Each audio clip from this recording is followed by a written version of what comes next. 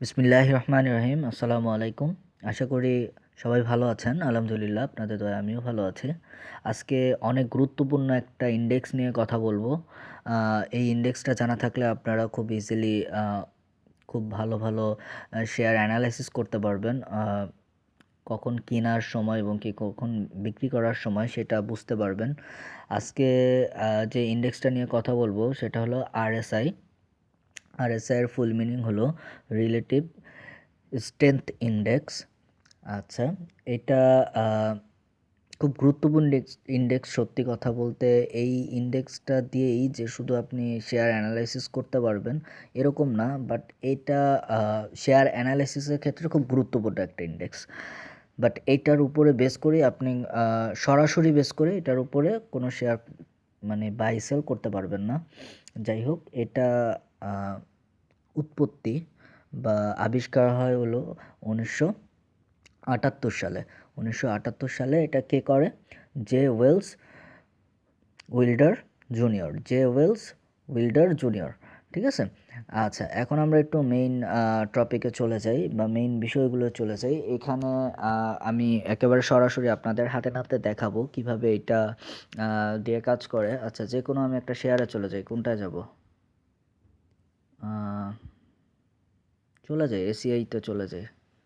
ACI. আচ্ছা, আমি দেখাবো আরএসআই ইন্ডেক্সটা কিভাবে কাজ করে। টোটাল বিষয়টা আমি একেবারে চার্টে নিয়ে যাই, আপনাদের একটু হাতে কলমে বোঝানোর চেষ্টা করি। তার আগে আমি একটু বলি, এখানে কিছু পয়েন্ট আছে, কিছু বিষয় আছে। সেটা হলো এটার টোটাল বিষয়টা 0 থেকে 100-এর মধ্যে মানে কাউন্ট করা হয়। 0 সবার লাস্টে হলো 0, সবার উপর হলো 100। এখন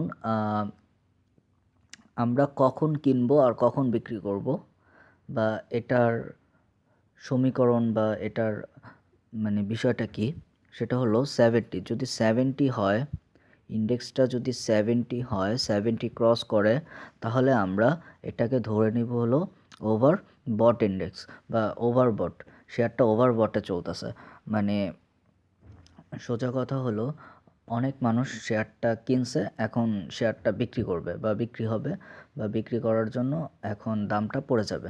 ঠিক আছে, 70-তে যদি চলে যায় তাহলে এটা ওভারবটে চলে যাবে এবং কি 30 বা 30 বিলো, 30 অথবা 30-র নিচে যদি চলে যায় শেয়ারটা, তাহলে আমরা সেটা বলতে পারি হলো ওভার সোল্ড।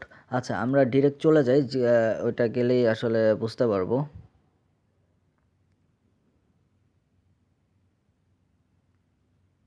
এইখানে সার্চ দেবেন হলো আরএসআই। এই যে এসে পড়ছে।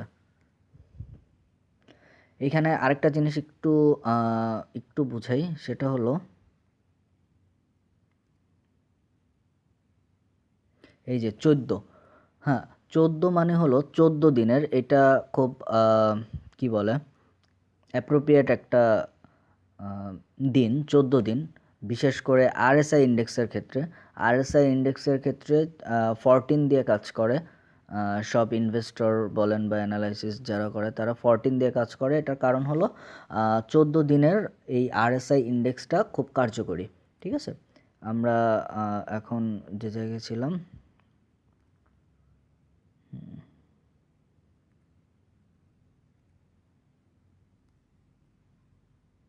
আচ্ছা, এখন এখানে আরএসআই 14 ইন্ডেক্স চলে আসছে। এখানে একটা জিনিস আমরা একটু দেখি, সেটা হলো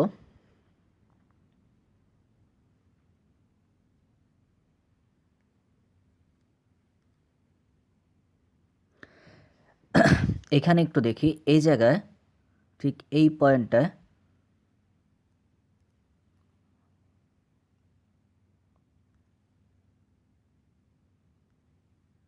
হ্যাঁ, ঠিক এই পয়েন্টটার দিকে আমরা একটু লক্ষ্য করি। এই পয়েন্টটায় আরএসআই ইন্ডেক্সটা কিন্তু 80-র উপরে বা 70-এর উপরে কিন্তু অবস্থান করতেছে।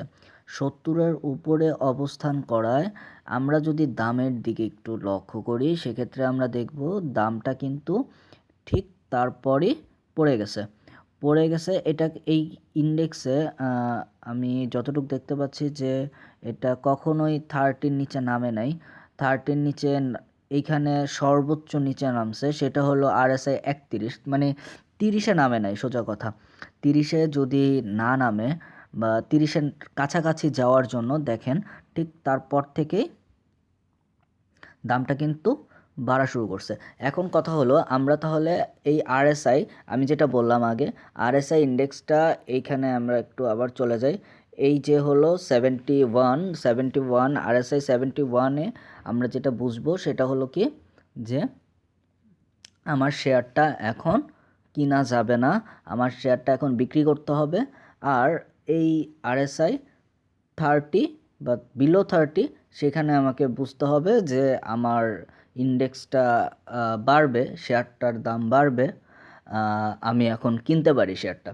আচ্ছা, এখানে 30-র নিচে যায় নাই, সেক্ষেত্রে এই জায়গার যতটুকু বোঝানো এটা বুঝাইলাম। আমি একটু অন্য শেয়ারে ট্রাই করি, কারণ এই শেয়ারটা 30-র নিচে যায় নাই বাট 70-র উপরে অনেকবার উঠছে। আমার দরকার দুইটাই। আচ্ছা, আনলিমাতে যাই, দেখি কি অবস্থা এটার। এটার ভিন্নধর্মী রূপও কিন্তু আপনারা দেখতে পারেন। ভিন্নধর্মী বলতে এরকমও হতে পারে RSI এখানে কোনো প্রকার ইফেক্ট পড়তেছে না শেয়ারের দামের উপরে, সেরকমও হতে পারে। আমি আগেই বলছি RSI আচ্ছা,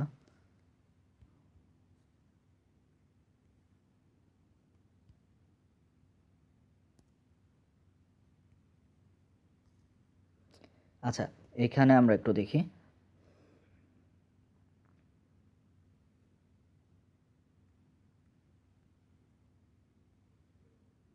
ঠিক এই পয়েন্টটা যদি দেখি, RSI হলো 78 মানে এটা ওভারবটে আছে। ওভারবটে যদি থাকে, আমরা জানি 70-র উপরে উঠলেই এটা রিস্কি, তখন আমার শেয়ারটা সেল করে দিতে হবে, বা সেল না করে দিলে এটা শেয়ারের দামটা পড়ে যেতে পারে। ঠিক সেই কারণে এখানে দেখেন এইখানে ছিল হলো 78, ঠিক তারপরে কিন্তু এই যে দামটা পড়তেছে। ঠিক আছে, এখন চলে যাই হলো এই জায়গাটায় RSI হলো 37। ওকে ফাইন, 37 এটা 30-এর কাছাকাছি হওয়ায় এখানে একটা রেজিস্ট্যান্স সৃষ্টি করছে এবং কি এখানে একটা সাপোর্ট লেভেল সৃষ্টি করে ও কিন্তু এখানে দেখেন আপনারা, এখানে কিন্তু বেড়ে গেছে দামটা। ঠিক আছে, আচ্ছা, এখন আমরা চলে যাই হলো এই জায়গাটায় RSI হলো 22, যেটা 30-র অনেক নিচে। 30-র নিচে হয় এই জায়গায় একটু ভালো করে বুঝেন, যেহেতু এটা 22 30-র অনেক নিচে, সেক্ষেত্রে এই জায়গায় আমার একটা মানে আমার ইন্ডিকেটর বোঝাচ্ছে যে আমার শেয়ারটা কিনতে হবে। কিন্তু এখানে দেখেন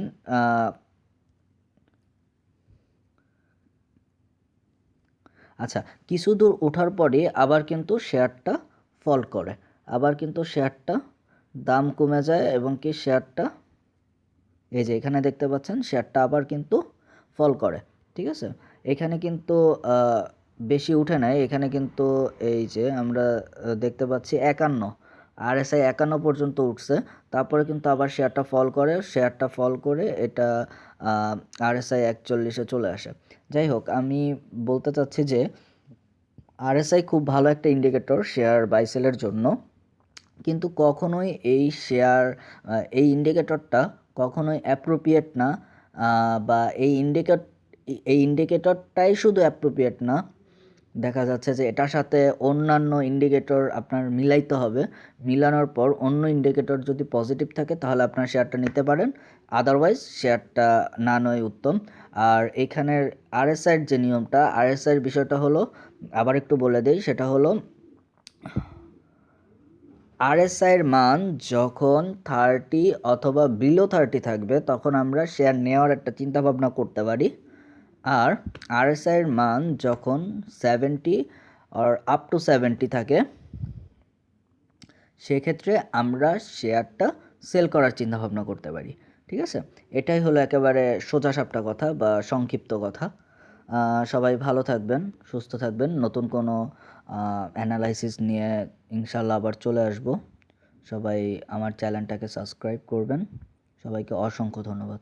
আল্লাহ হাফেজ।